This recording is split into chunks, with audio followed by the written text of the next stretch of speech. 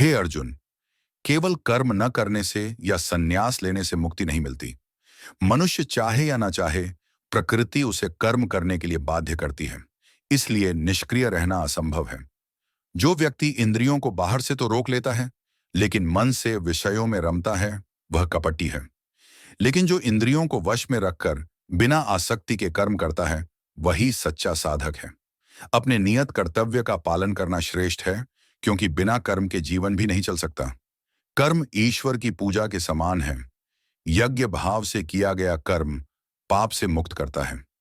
सृष्टि के आरंभ में भगवान ने मनुष्यों को कर्म और यज्ञ के साथ उत्पन्न किया और कहा, तुम लोग यज्ञ करके उन्नति करो, इससे तुम्हें सब कुछ प्राप्त होगा। जो व्यक्ति यज्ञ के सिद्धांत के अनुसार कर्म करता है, वह पवित्र होता है। परंतु जो केवल इंद्रियों के सुख के लिए कर्म करता है, वह व्यर्थ जीवन जीता है।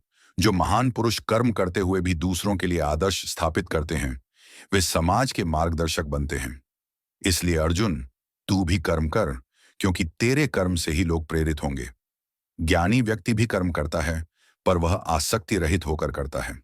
अज्ञानी व्यक्ति कर्म में लिप्त रहता है। इसलिए ज्ञानी को चाहिए कि वह लोक संग्रह, लोकहित के लिए कर्म करे। सारे कर्म प्रकृति के गुणों से होते हैं।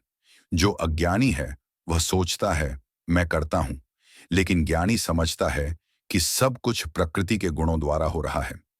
हे अर्जुन, अपने कर्तव्य का पालन करना दूसरों के धर्म का पालन करने से कहीं बेहतर है, चाहे उसमें कुछ कमी क्यों ना हो। दूसरों का धर्म अपनाना भयावह है। काम, इच्छा और क्रोध ही मनुष्य के शत्रु हैं। ये रजोगुण से उत्पन्न होते हैं और ज्ञान को ढंक देते हैं। इन्हें जीतना ही सच्ची साधना है। इसीलिए इंद्रियों को वश में कर, काम और क्रोध को जीत और संभव से अपना कर्तव्य कर्म कर।